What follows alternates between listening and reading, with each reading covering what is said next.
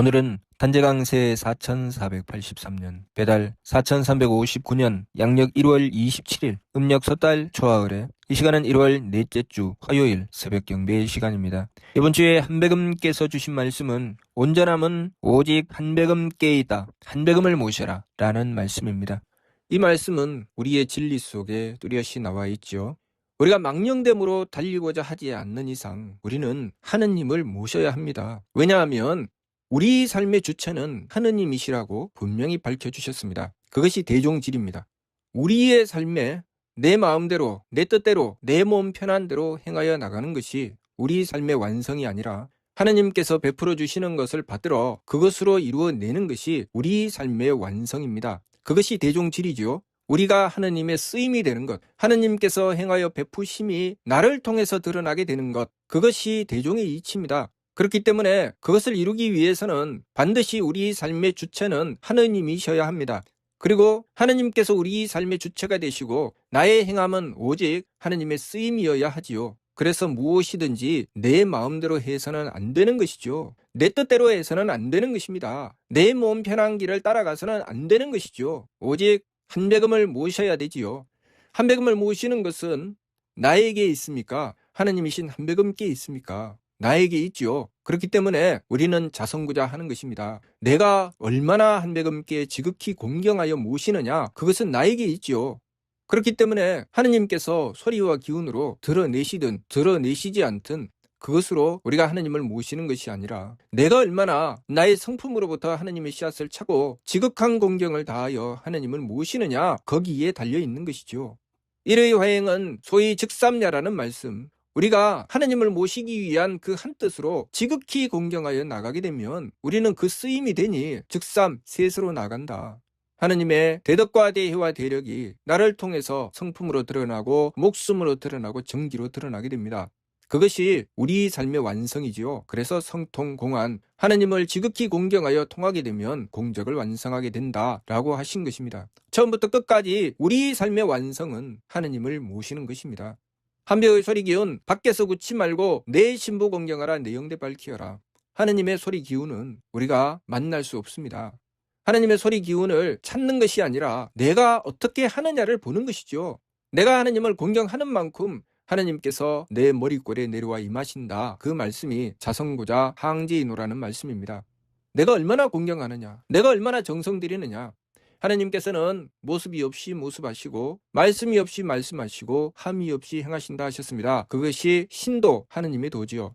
우리는 보이지 않고 들리지 않고 그 행하심을 알 수 없는 그것을 믿어야 되지요.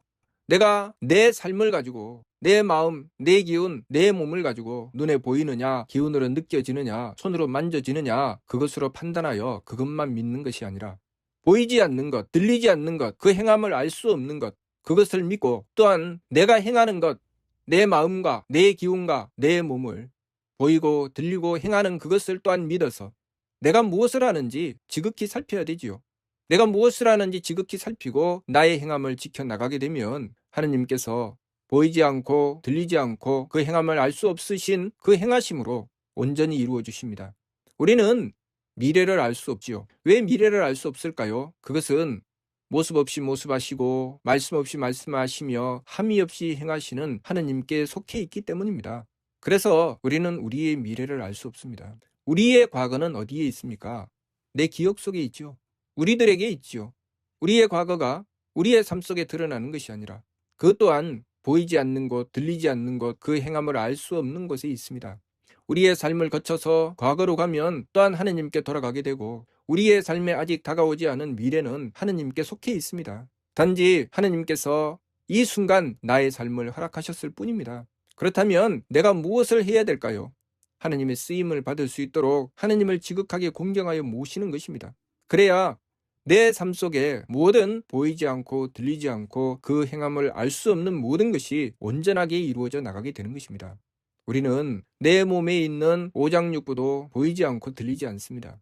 내가 손발을 움직여 행하는 것도 내가 다 알고 행하는 것이 아니지요. 모든 것이 하느님께 속해 있다는 것을 우리가 어리석으면 깨우치지 못하지만 지혜롭고 순진하고 착하면 능히 알 수 있습니다. 다른 것은 볼 필요 없지요. 나 자신을 보면 되지요. 내가 나 자신을 정직하게 보면 모든 것을 하느님께서 베풀어 주신다는 것을 알 수 있습니다. 왜냐하면 내가 한 것이 아니기 때문이죠. 내 삶의 구석구석이 내가 한 것이 아닌 것들이 이루어지고 있습니다. 그것을 보면서 내가 정직하면 그것이 하느님께서 베풀어 주신다는 것을 알 수 있습니다. 그러나 우리는 어리석게도 나에게 보이지도 않고 들리지도 않으며 도대체 어떻게 행하는지도 알 수 없는 그것을 내가 계획을 세우고 내가 좌지우지 하겠다고 합니다. 나는 보여야 되고 들려야 되고 만져져야 되는데 보이지도 않고 들리지도 않으며 만져지지도 않는 그것을 계획을 세웁니다. 어떻게 계획을 세우지요?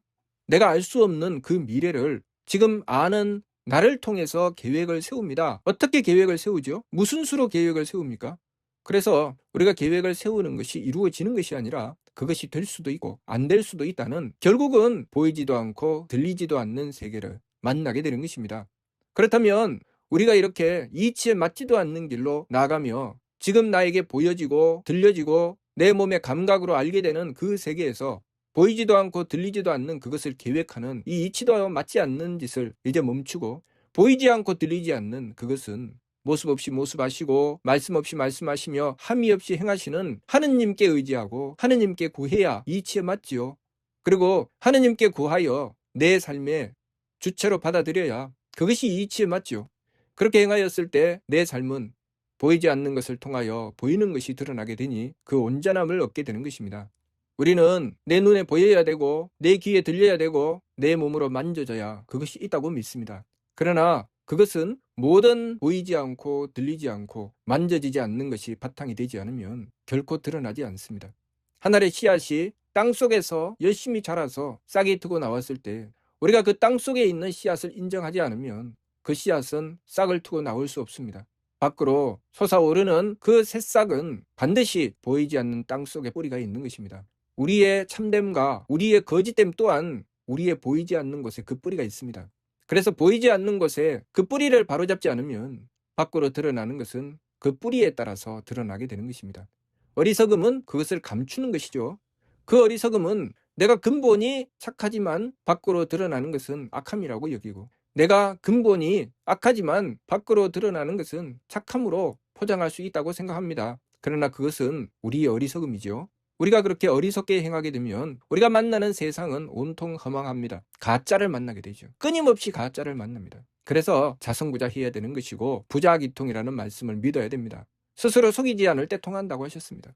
스스로 속이고 나면 내가 만나는 세상은 온통 거짓된 세상일 뿐입니다. 스스로의 성품으로부터 하느님의 씨앗을 찾으면 그래서 순진하고 착하면 내가 만나는 세상은 참인 세상을 만나게 됩니다.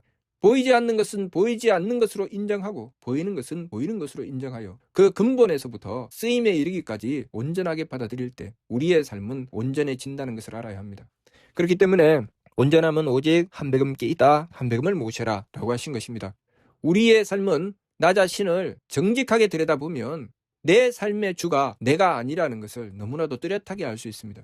그럼에도 불구하고 내가 착각하게 되는 것은 정직하지 못하기 때문입니다. 내가 나 자신에게 정직하지 못하면 내가 하지 않은 것도 내가 했다고 하고 내가 한 것도 내가 안 했다고 합니다. 그러면 모든 것의 근본이시고 주체가 되시는 하느님을 도무지 받아들일 수 없습니다. 인정하지 않죠.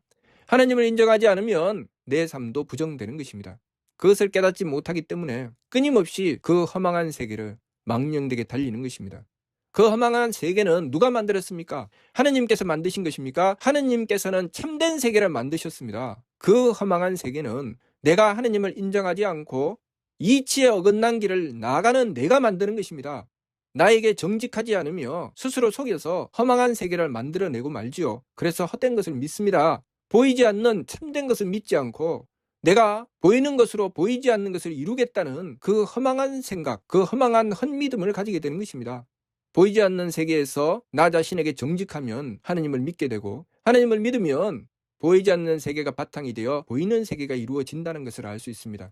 우리가 겉으로 드러나는 그 한순간을 위하여 수년을 보이지 않는 곳에서 갈고 닦는 것을 우리는 알고 있죠. 올림픽에 나가서 금메달을 따는 선수가 그 순간에만 충실하면 금메달을 딸 수 있습니까? 남들이 볼 때만 열심히 하면 그 금메달이 자신의 것이 됩니까?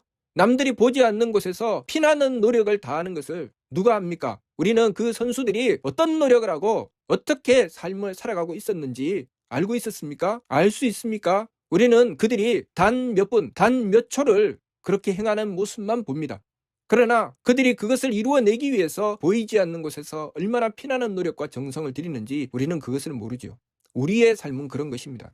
겉으로 드러나는 것은 한순간일 뿐이지만 그것을 위해서 우리는 온갖 정성을 다하여 준비하는 것입니다. 그러니 보이지 않는 세계를 부정하고 나서 드러나는 보이는 세계가 나타날 수가 없죠. 그래서 모습 없이 모습하시고 말씀 없이 말씀하시며 함이 없이 행하시는 것이 하느님의 모습이시고 하느님의 도요, 우리가 그 하느님을 주체로 하지 않으면 우리의 삶은 온전하지 않다고 하시는 것입니다. 우리의 삶은 반드시 하느님이 주체가 되고 그 쓰임이 되어야 온전해지는 것입니다. 그러니 우리가 어디에 집중해야 됩니까? 하느님을 모시는 데 집중해야 됩니다. 하느님을 모시는 데 집중하면 내가 자선구자 하는 만큼 항제인화하시는 것입니다. 내가 자선구자를 하지 않는 만큼 하느님께서도 항제인화하시지 않습니다. 하느님은 어디서 만납니까? 하나님은 어떻게 만날 수 있죠? 모습 없이 모습하시고 말씀 없이 말씀하시며 함이 없이 행하시는 하느님을 우리는 어떻게 만납니까? 내가 자선구자 하는 만큼 하느님을 만날 수 있습니다. 내가 하느님을 위하여 정성 들인 만큼 만난다는 것입니다. 그래서 한배의 소리기운 밖에서 굳지 말고 내 신부 공경하라, 내 영 내 밝히어라 라고 하신 것입니다. 하느님은 내가 정성 들인 만큼 하느님께서 내 삶 속에 분명히 그 모습을 드러내시고 말씀을 주시고 행하여 베푸십니다. 내가 정성 들이지 않으면 하느님 못 만납니다. 하느님을 모시기 위해서 정성 들인 만큼 하느님 만날 수 있습니다. 우리가 이 이치를 바르게 깨달아야 됩니다. 내가 받들지 않으면 하느님은 만날 수 없다. 그래서 하느님의 소리와 기운을 별도로 찾아도 하느님을 만날 수는 없다. 그 말씀이 성기원도 절친견입니다. 가장 어리석은 것이 무엇입니까? 하느님의 증거를 보여봐라. 내가 그때 믿을게. 그 사람은 영원히 믿을 수 없습니다. 언제 믿을 수 있습니까? 내가 먼저 하느님을 모실 때, 내가 먼저 하느님을 믿을 때, 내가 먼저 하느님을 모시기 위해서 지극한 정성을 다할 때 내가 정성 들인 만큼 하느님을 볼 수 있고 하느님을 들을 수 있고 하느님께서 행하시는 것을 알 수 있습니다. 내 정성이 떨어지면 또 하느님도 사라집니다. 알 수가 없죠. 하느님께서 존재하지 않으셔서 사라지는 것이 아니라 내가 하느님을 보는 눈이 사라지는 것입니다. 내가 하느님을 듣는 귀가 사라지는 것이요, 내가 하느님을 느끼는 나의 모든 감각이 사라지는 것입니다. 이것을 우리가 깨달아야 되지요. 그러니 우리가 하나님을 모시기 위해서 정성 들이지 않으면 우리의 삶은 어둠 속을 방황할 수밖에 없습니다. 왜냐하면 우리는 보이는 것만 믿는데 우리의 삶에는 보이지 않는 것이 더 많습니다. 그렇기 때문에 우리는 내 코앞에 보이는 것만 믿어서 어둠을 달리게 되는 것입니다. 이번 주 말씀, 온전함은 오직 한백음께 있다. 한백음을 모시라. 이것은 입체적이고 실질적입니다. 내가 행하여 보지 않으면 도무지 알 수 없는 것, 마치 음식의 맛과 같이 내가 먹어보지 않으면 무슨 맛인지 알 수 없는 것처럼 내가 그렇게 행해보지 않으면 도무지 알 수 없는 것이죠. 내가 자선구자 해보지 않으면 하느님께서 항제인화하시는 것을 도무지 알 수 없습니다. 그런데 나는 내 마음대로 살고 하느님께서 어디 계시는지 모르겠다고 하면 그것이 당연한 것이죠. 그 사람은 알 수가 없습니다. 자기 마음대로 사는 사람은 하느님이 어디 계시는지 도무지 알 수 없습니다. 하느님을 모시기 위해서 지극한 정성을 다한 자만이 하느님께서 어디 계시는지, 하느님께서 나에게 어떻게 하시는지 그것을 알 수 있게 되는 것입니다. 그러니 하느님께서 언제 드러나시는지 우리가 이것을 똑바로 알아야 되죠. 내가 하느님을 공경할 때, 내가 하느님을 모실 때, 그때 하느님께서 나의 머리꼴에 임하시어 드러나십니다. 내가 공경하지 않으면, 내가 불신하고 불경하면 하느님은 도무지 그 모습을 찾을 수 없습니다. 하느님께서 나를 도와주신다는 것은 무엇입니까? 내가 하느님을 공경하고 하느님을 믿고 있다는 뜻이죠. 그런데 하느님은 나를 도와주시지 않더라. 그것은 무엇입니까? 나는 하느님을 믿지도 않고 공경하지도 않는다는 뜻입니다. 그러니 자선구자가 항제인후의 길이죠. 성기원도면 절친견입니다. 이 말씀을 우리가 뚜렷하게 믿고 우리 삶의 정답은 한백음을 모시는 데 있다는 것, 그것을 바르게 깨달아서 이번 주 말씀, 온전함은 오직 한백음께 있다. 한백음을 모시라. 실천할 수 있도록, 그래서 한백음을 제대로 만날 수 있도록 내 삶을 바르게 가꾸어 나가야 되겠습니다. 무슨 뜻인지 이해가 됩니까? 마치도록 하겠습니다.